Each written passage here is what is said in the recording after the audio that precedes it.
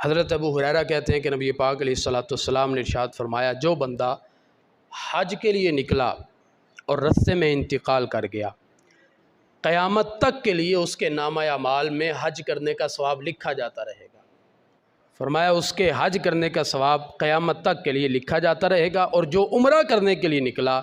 رستے میں اس کی موت واقع ہو گئی، تو اس بندے کے لیے بھی یہ اجر ہے کہ قیامت تک اس کے نامہ اعمال میں عمرہ کرنے کا ثواب لکھا جاتا رہے گا۔ تو کوئی بندہ بس تقوی کے ساتھ نیکی کے ارادے سے نکلے صحیح، اللہ تعالیٰ اس بندے کو ناکام واپس نہیں بھیجتا۔ ہر موڑ پہ اللہ تعالیٰ بخشش کے سامان پیدا کر دیتا ہے، اس بندے کے لیے رحمت عام کر دیتا ہے۔ وہ بندہ جب وہاں سے واپس آتا ہے تو اس حال میں واپس لوٹتا ہے، اس کے ذمے کوئی گناہ ہی نہیں ہوتا۔ اس سے بڑا اجر کیا ہوگا؟ حضرت ابو امامہ کہتے ہیں کہ نبی پاک علیہ الصلوۃ والسلام نے ارشاد فرمایا، جس بندے کو حج کرنے کے لیے کوئی شرعی عذر واقع نہ ہوا، کوئی حاجت ظاہرہ مانے نہ ہوئی، نہ کسی ظالم بادشاہ نے اس پہ ظلم کر کے اسے حج سے روکا، نہ کوئی ایسی بیماری تھی کہ جس کی وجہ سے وہ بندہ حج کے لیے نہیں جا سکا، یعنی کوئی شرعی عذر نہیں تھا، نہ کسی ظالم بادشاہ نے اس بندے کو روکا، نہ کوئی حاجت ایسی تھی کہ جس کی وجہ سے وہ نہیں جا سکا، نہ اس بندے کی بیماری ایسی تھی کہ وہ بندہ حج کرنے کے لیے نہیں جا سکا۔ ان تین کاموں کے علاوہ فرمایا اگر کوئی بندہ استطاعت ہونے کے باوجود جان بوجھ کے حج نہیں کرتا، تو فرمایا کہ وہ چاہے یہودی ہو کے مرے یا عیسائی ہو کے، وہ چاہے یہودی ہو کے مر جائے یا عیسائی ہو کے مرے، اللہ نے اگر استطاعت دی ہے تو حج لازمی کرو، یہ تمہارے اوپر فرض ہے۔ دنیاوی امور اگر کوئی بندہ اپنے لیے یہ سمجھتا ہے، یہ تصور کرتا ہے کہ میں نے بیٹوں کی شادی کرنی ہے، بیٹیوں کی شادیاں کرنی ہیں، میں نے ابھی کاروبار سیٹ کرنا ہے، تو یہ سارے بندے کے ذہن کے آئیڈیاز ہیں، اس بندے کے پروجیکٹس ہیں، یہ ساری زندگی ہوتے رہیں گے۔ جب بندہ مالک نصاب ہے، صاحب استطاعت ہے، وہ آنے جانے کا خرچہ برداشت کر سکتا ہے، اس کے گھر والوں کے پاس اتنا مال موجود ہے کہ اس کی غیر موجودگی میں اپنی ضروریات کو پورا کر سکتے ہیں، تو اس بندے کے لیے لازم ہے کہ وہ حج کے لیے حاضر ہو۔ فرمایا کہ جب حج کرنے کے لیے بندہ قادر ہو، قدرت رکھتا ہو کہ وہ حج کرنے کے لیے اس کے پاس اخراجات موجود ہیں، تو وہ فوراً حج کے لیے حاضر ہو جائے۔ اگر وہ تاخیر کرتا ہے تو وہ بندہ گناہ گار ہے۔ جان بوجھ کے حج کے لیے تاخیر نہیں کر سکتے کسی بھی کام پہ۔ تو ایک فرض ہے، اس کی ادائیگی اگر ہو جائے، ایک مرتبہ زندگی میں ادا کرنا فرض ہے، تو بعد میں اگر ارادہ ہو، چاہت ہو تو آپ عمل کریں، اگر نہ کریں تو نہیں پوچھا جائے گا، لیکن ایک مرتبہ حج کرنا یہ صاحب استطاعت پہ لازم ہے۔ اگر نہیں کرے گا تو اس سے مواخذہ ہوگا، پوچھا جائے گا کہ تو نے حج کیوں نہیں کیا تھا۔ نبی کریم علیہ السلام تشریف فرما تھے، ایک شخص نے پوچھا کہ یا رسول اللہ صلی اللہ علیہ وسلم، کیا ہر سال ہمارے لیے حج فرض ہے؟ تو نبی پاک علیہ السلام خاموش رہے۔ پھر پوچھا کہ یا رسول اللہ کیا ہر سال حج فرض ہے؟ پھر خاموش رہے۔ 3 مرتبہ اس نے سوال کیا۔ تھوڑی دیر گزری، نبی پاک علیہ السلام نے ارشاد فرمایا کہ اگر میں ہاں کہہ دیتا تو تمہارے لیے ہر سال حج کرنا واجب ہو جاتا، اور اگر میں کہہ دیتا تو تمہارے لیے یہ ممکن نہ ہوتا کہ تم ہر سال حج کرتے، تمہارے لیے مشکل ہو جاتا، مشقت میں تم پڑ جاتے، اس لیے میں خاموش رہا۔ تو اگر میں کبھی خاموش رہوں تو مجھے مجبور نہ کیا کرو بولنے کے لیے۔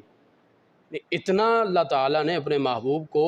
شریعت میں مختار بنایا ہے کہ اگر وہ زبان سے کچھ کہہ دیتے ہیں تو وہ امت کے لیے لازم ہو جاتا ہے، اگر خاموشی اختیار فرماتے ہیں تو امت کے لیے سہولت رکھ دی جاتی ہے۔ فرمایا کہ اگر میں تمہارا مشقت میں پڑنا نہ دیکھ رہا ہوتا تو ہر نماز کے لیے مسواک کرنا تمہارے لیے لازم قرار دے دیتا، لیکن تم مشقت میں پڑ جاؤ گے، تمہارے لیے مشکل ہوگا، اس لیے اگر کوئی بندہ کر لیتا ہے تو اجر ہے، اگر نہیں کرتا تو اس پر مواخذہ نہیں ہے۔ تو نبی پاک علیہ السلام نے فرمایا کہ اگر تم پوچھتے رہتے اور میں ہاں کر دیتا تو تمہارے لیے یہ واجب کر دیا جاتا کہ تم ہر سال حج کرتے۔ تو آسانی رکھی ہے اگر شریعت نے، تو ہمیں اس آسانی کا، اس سہولت کا فائدہ اٹھانا چاہیے۔ یہ ہے صرف صاحب استطاعت مسلمان پہ۔ عام بندے پہ، شریف فقیر پہ، ضرورت مند پہ حج فرض نہیں ہے اس کے لیے۔ اب دیکھیں اللہ تعالیٰ نے کیسی آسانی رکھی ہے، یہ عبادت صرف اسی بندے پر لازم ہے کہ جو اس کے اخراجات برداشت کر سکتا ہے، عام بندے پہ اسے فرض ہی نہیں کیا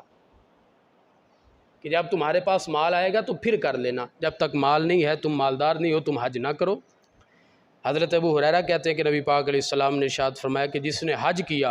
اور بد زبانی نہیں کی، کوئی اس کے منہ سے برا جملہ نہیں نکلا، اس نے کوئی گناہ نہیں کیا، تو وہ حج کر کے اس حالت میں واپس لوٹتا ہے کہ جیسے آج ہی ماں کے پیٹ سے پیدا ہو کے آیا ہے، اس کے ذمے کوئی گناہ نہیں رہتا، سارے گناہ معاف کر دیے جاتے ہیں۔ شرطیں صرف دو ہیں، ایک تو حج کے مناسک پورے ادا کرے، اور دوسرا حج کے دوران اس کی زبان سے کسی مسلمان کو تکلیف نہ پہنچے۔ ہاتھ سے تکلیف پہنچانا یہ تو بڑا گناہ ہے، فرمایا کہ زبان سے بھی کسی مسلمان کو تکلیف نہیں پہنچنی چاہیے۔ اس حالت میں اگر کوئی بندہ حج کر کے آتا ہے تو اس کے سارے گناہ معاف کر دیے جاتے ہیں۔ لیکن آج ہم عبادت کرتے ہیں اور اس کے مقاصد کو فراموش کر دیتے ہیں۔ حج کرنے کے لیے لوگ نکلے تو دلوں کے اندر اگر کسی کے بارے میں کدورت ہے، کوئی بغض ہے، کوئی نفرت ہے، تو وہ اسی طرح باقی ہے۔ حج کر کے واپس آ گئے لیکن دل پھر بھی صاف نہیں ہوئے۔ بھئی اللہ تعالیٰ کہتا ہے کہ میری رحمت کے سائے میں آ جاؤ، میں تمہارے سارے گناہ معاف کروں گا، تمہیں گناہوں سے پاک کر کے واپس بھیجوں گا، اور تم ہو کہ اپنے دلوں کے اندر نفرت اسی طرح قائم رکھ کے واپس آئے ہو۔ تمہارے گناہوں کو اللہ نے معاف کر دیا ہے، تم بھی تھوڑا سا ظرف پیدا کرو، اور جس نے تمہارے ساتھ زیادتی کی ہے، کوئی ظلم کیا ہے، اسے معاف کر دو۔ اگر ناجائز کسی بندے نے کسی کو نقصان پہنچایا ہو، معاف کرنے پر اجر ہے، اگر نہیں معاف کرتا تو اس بندے کے پاس اختیار ہے۔ لیکن بلا وجہ کسی کے بارے میں نفرت دل کے اندر رکھنا، کدورت رکھنا، یہ کوئی مناسب عمل نہیں ہے، اور اس سے بچنے کا حکم دیا گیا ہے۔ نبی پاک علیہ الصلوۃ والسلام حج کے لیے تشریف فرما تھے۔ صحابہ کہتے ہیں کہ ہم نے دیکھا کہ حضور صلی اللہ علیہ وسلم عرفات میں تھے، میدان عرفات میں تھے، اور رات کے وقت آپ نے اپنی امت کی بخشش کے لیے دعا فرمائی۔ ہم نے تو اپنے گناہوں کی معافی مانگنی ہے، تو نبی پاک علیہ الصلوۃ والسلام ساری امت کی بخشش کے لیے دعا فرماتے ہیں۔ تو اللہ تعالیٰ نے جواب دیا کہ محبوب ہم نے سب کو معاف کر دیا ہے سوائے ظالم کے۔ اگر کسی نے کسی بندے پہ ظلم کیا ہوگا، کسی کے ساتھ زیادتی کی ہوگی، تو میں ظالم سے مظلوم کا حق وصول کروں گا، باقی سب کے گناہ معاف کر دیں، لیکن ظالم سے مظلوم کا حق وصول کروں گا۔ تو نبی پاک علیہ السلام نے عرض کیا کہ اے میرے رب، اگر تو چاہے تو مظلوم کو جنت دے دے اور ظالم کو معاف کر دے، یعنی جس بندے کے ساتھ زیادتی ہوئی ہے، اس پر ظلم کیا گیا، اس ظلم کے بدلے میں تو اسے جنت عطا فرما دے، اور جس نے ظلم کیا ہے اسے تو معاف کر دے، اسے بخش دے۔ تو راوی کہتے ہیں کہ اس رات تو جواب نہیں آیا، جب صبح ہوئی حضور مزدلفہ میں تشریف لے گئے، اسی دعا کو دہرایا کہ یا اللہ میری امت کو معاف کر دے، میری امت کے گناہوں کو معاف کر دے، اگر کوئی ظالم ہے تو اس کا ظلم معاف کر دے، اگر کوئی مظلوم ہے تو اس کی مظلومیت کے بدلے میں اسے جنت عطا فرما دے۔ تو کہتے ہیں کہ اللہ تعالیٰ نے دعا کو قبول فرما لیا۔ تو نبی پاک علیہ الصلوۃ والسلام مسکرانے لگے، آپ ہنس پڑے، خوش ہوئے۔ حضرت ابو بکر اور عمر کہتے ہیں کہ ہم نے عرض کیا کہ یا رسول اللہ صلی اللہ علیہ وسلم، ہمارے ماں باپ آپ پر فدا ہوں، آپ پر قربان ہوں، یہ تو ایسی گھڑی ہے کہ اس میں ہنسا نہیں کرتے۔ یہ جو حج کے ارکان ہیں، مناسک حج ہیں، ان کی ادائیگی کے دوران ہنسا نہیں کرتے، اور آپ مسکرا رہے ہیں، اس کی کیا وجہ ہے؟ تو نبی پاک علیہ الصلوۃ والسلام نے فرمایا کہ اللہ کے دشمن ابلیس نے جب یہ دیکھا ہے کہ اللہ تعالیٰ نے میری دعا کو قبول کر لیا ہے اور میری امت کے گناہ گاروں کی بخشش کر دی ہے، تو جب اس نے میری دعا کی قبولیت کو دیکھا تو مٹی لے کے اپنے سر میں ڈالنے لگا اور تباہی تباہی پکارتا جا رہا ہے۔ تو اس کے رونے نے مجھے ہنسا دیا ہے کہ دیکھو شیطان ذلیل ہو گیا، کہ اس کی چاہت ہے، اس کی خواہش ہے کہ میں لوگوں کو رب سے دور کروں، اور وہ اس حال میں رب کی بارگاہ میں جائیں کہ ان کے ذمے اتنے گناہ ہو کہ اللہ تعالیٰ انہیں معاف ہی نہ کرے، لیکن میری دعا سے اللہ تعالیٰ نے میری امت کے لوگوں کو بخش دیا ہے، تو شیطان ذلیل ہو کے اپنے سر پہ خاک بھی ڈالتا ہے اور روتا ہوا یہاں سے جا رہا ہے، تو اس ظالم کے رونے نے مجھے ہنسا دیا ہے۔ حج کرنے پر اتنا اجر ہے، ہماری دعائیں ہیں۔ اگر کوئی بندہ یہ تصور کرتا ہے کہ میری دعا قبول نہیں ہوتی، میں بڑا گناہ گار ہوں، تو ہمارے لیے نبی پاک علیہ الصلوۃ والسلام نے دعائیں فرمائی ہیں، ان کی دعاؤں میں ہمارے لیے حصہ موجود ہے۔